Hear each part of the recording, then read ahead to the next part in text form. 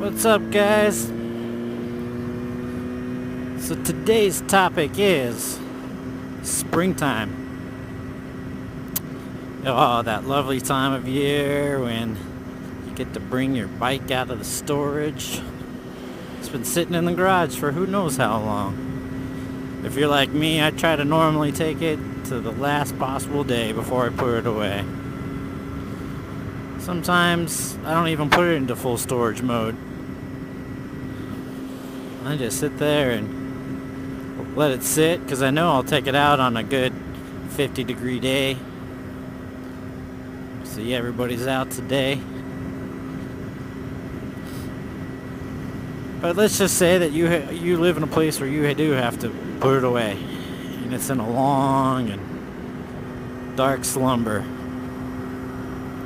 Well, what do you want to do? Well, the first thing is you want to at least change the oil. If you didn't change the oil before you put it away, you want to change the oil. So fire that bad boy up, get it to operating temperature, and then turn it off and change the oil. Get it all out of there, and then start looking at what other maintenance that you might have to do. Does your chain need to be tightened? Did you not do that before you put it away? How's that brake fluid looking? I mean, is it clear like that, or is it dark? If it's dark, change it. Get rid of that crap out of there now. So, I mean, let's just say you didn't do anything, no projects, nothing. You got to go into your manual and start seeing, hey, did you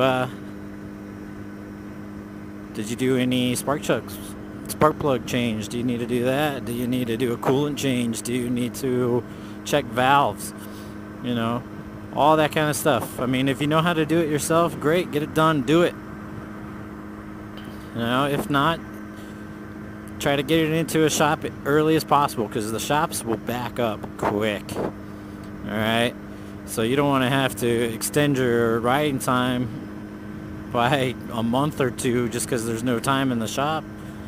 Those valves are really bad. They're ticking away like crazy. Hey, I wouldn't ride it, but to each their own, right? So,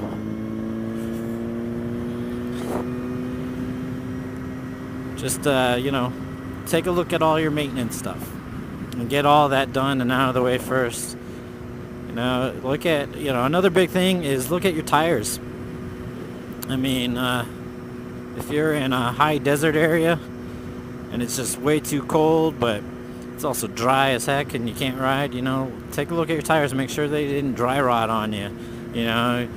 Was there a nail or a screw that you didn't catch before you put it away, So, all that type stuff.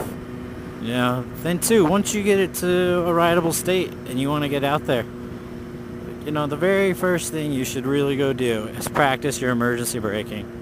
Get out to an empty parking lot on a Saturday or something and just, keep taking her up. 10 miles per hour, 15 miles per hour, 20, 30, 40, you get the hint. Try to practice that emergency braking because it's going to come in handy, because guess what? Drivers aren't used to seeing you.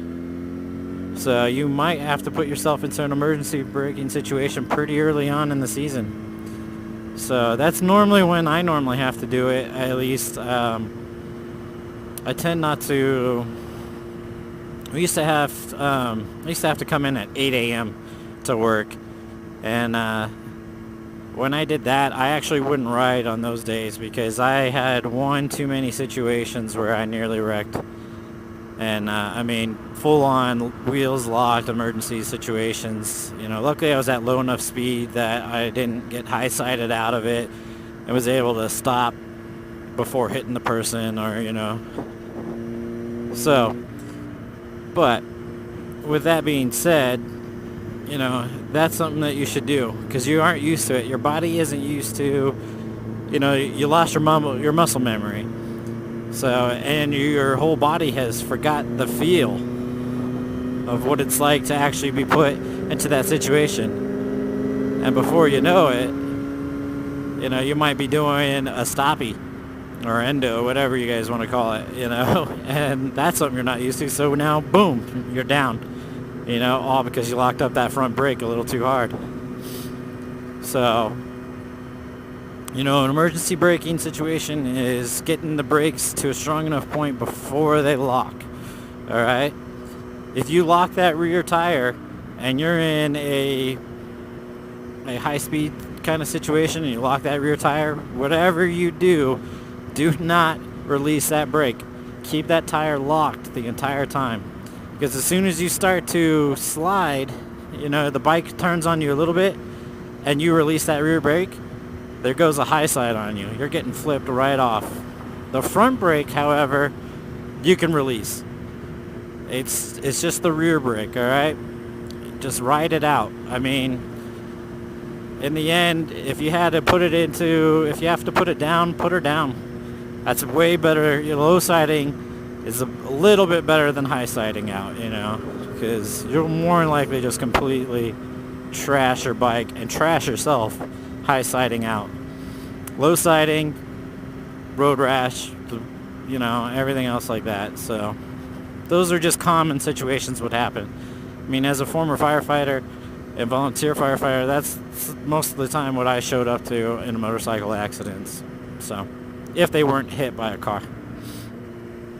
Now, so you've practiced all of that, you got it good. Now you need to start being aware of some of the other stuff. So, like I mentioned, riders aren't used to seeing you.